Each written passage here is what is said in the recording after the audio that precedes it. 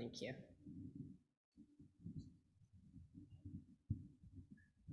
All right. Good morning, everyone.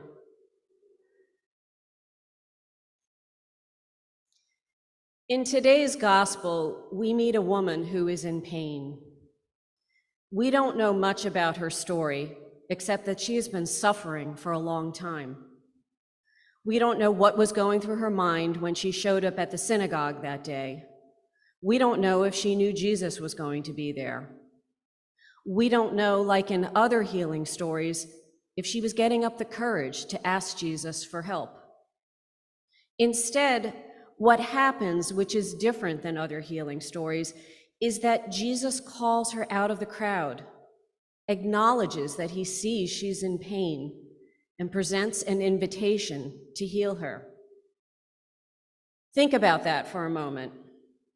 What would that be like to hear someone say, "Hey, Melissa. Hey, Rachel. Hey, Karen.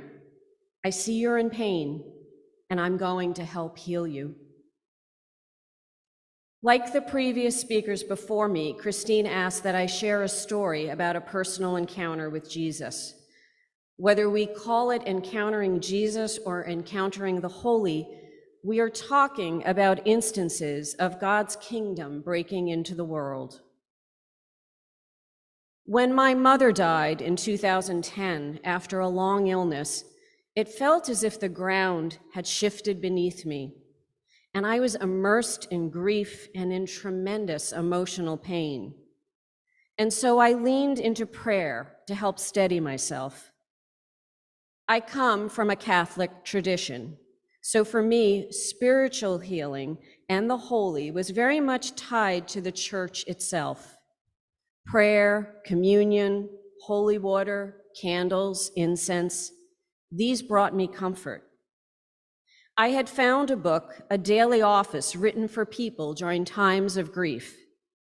It followed the format of the traditional daily office, only the prayers and psalms were focused on themes of sadness, anguish, and pain. And so I said these prayers at least 3 times a day, morning, noon, and evening. It was a way to privately express my grief to God. I also sought comfort at church, and at the time I was attending Grace Church over on 10th Street and Broadway.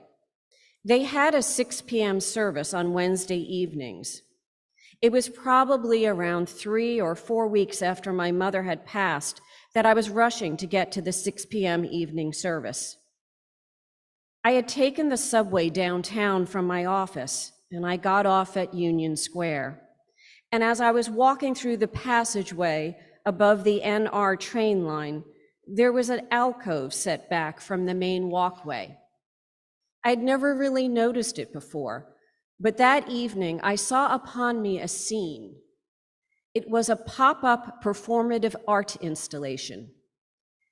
In the middle of the space was a single wooden chair, and very near it, a sign that read, "Public Mourning Space," mourning as in MOURNING. And set back from the chair were 2 characters dressed in funerary garb, similar to characters in an Edward Gorey illustration. And they slowly circled the periphery of the chair. I slowed down to take in the scene. I couldn't believe my eyes, and for a moment wondered if I was imagining this. When you are experiencing grief, you can feel so alone, isolated, and unseen. The invitation to sit in the chair was intriguing, for sure. I considered it, but I was running late. I had to get to church, because church was where I believed I could connect with God, and where hopefully I might start feeling like myself again.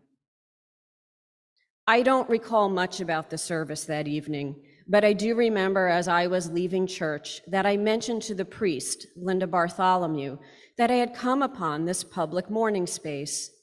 And Linda knew I had recently lost my mother. And she asked me, "Did you sit in the chair?" And I was like, "Well, of course I didn't, Linda. I came to church. I did what anyone would do from a good Catholic background. I came to church to say my prayers to help me feel better." But it wasn't long before I regretted not having taken up that opportunity to sit in the chair.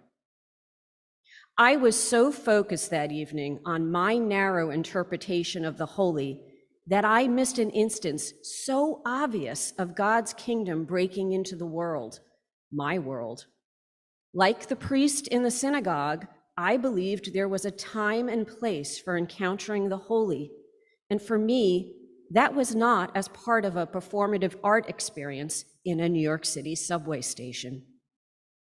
Even now, I wonder to myself, what would that have been like to have been publicly vulnerable, to sit in that space where so many of my fellow New Yorkers would be passing by and acknowledge, hey, I'm in pain, I'm hurting, I'm in grief.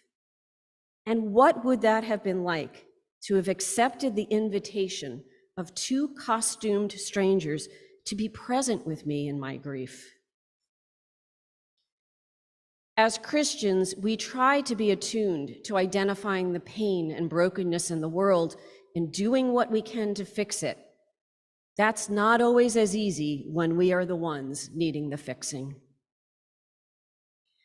I oversee production on a podcast called Cancer Straight Talk from MSK. Shameless plug, you can hear it on Apple and Spotify podcasts. In our most recent episode, we interview a couple, one of whom was recently diagnosed with a brain tumor. And the couple talk about their experience in dealing with life after this diagnosis. During the episode, George, who was diagnosed with a tumor, shares a story about a conversation with his 80-something-year-old mother. And she said to him, "George, I'm so proud of how you and your husband are handling this right now, but I want to give you some advice. In life, it is easy to love someone, and it's easy to love yourself. What is difficult is accepting the love of others." And she said to him, "And what I want you to do at this time is please open yourselves up to the love of others."